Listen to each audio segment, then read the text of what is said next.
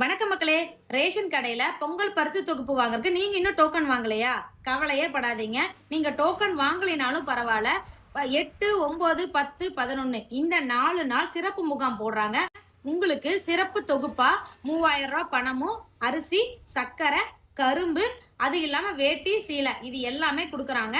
Token வாங்குறவங்களுக்கு மட்டும் தான் இது. டோக்கன் வாங்காதவங்களுக்கு கிடையாது அப்படின்னு எதுவும் இல்ல. யாருமே முந்தி அடிச்சுட்டு போய் வாங்கணுங்கிற அவசியம் கிடையாது.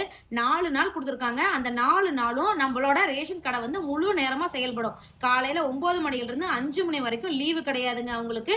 4 நாளும் கம்பல்சரி ரேஷன் கடை நீக்கியிருக்கும். ஸோ நீங்க தாராளமா பொறுமையா போய் வாங்கிக்கோங்க. பொங்கல் தொகுப்பை வாங்குறதுக்கு இந்த ரேஷன் கார்டுல யார் யார் பேர் இருக்கோ அவங்கள யாராவது ஒருத்தர் போனா போதுமானதுங்க. நிறைய பேருக்கு சந்தேகம் இருக்கும். அப்ப நம்ம ரெகுலரா வாங்குறோம் இல்லையா? அரிசி, பருப்பு, சர்க்கரை, பாமா எல்லாம் அதெல்லாம் எப்ப வாங்குறது அப்படின்னு சொல்லி இந்த பொங்கல் தொகுப்பு குடுக்கற நாள்ல அது குடுக்க மாட்டாங்க.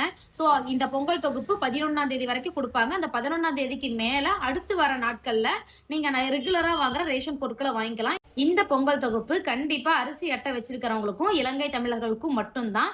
சக்கரை அட்டை வச்சிருக்கிறவங்களுக்கு கண்டிப்பா கிடையவே கிடையாதுங்க. நிறைய பேர் நான் சக்கரை அட்டை வச்சிருக்கேன்னு சொல்லியிருந்தீங்க.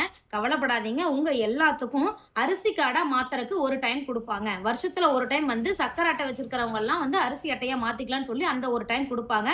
அந்த டைம்ல நான் கண்டிப்பா உங்களுக்கு வீடியோஸ் போடுறேன். என் வீடியோஸ் ஃபாலோ பண்ணிக்கோங்க. நான் உங்களுக்கு கண்டிப்பா அப்டேட் பண்றேன். அப்ப நீங்க உங்களோட சக்கரை கார்டை அரிசி கார்டா மாத்திக்கலாம். நீங்களும் இந்த மாதிரி ரேஷன் கடையில எல்லா பொருட்களும் வாங்கிக்கலாம்.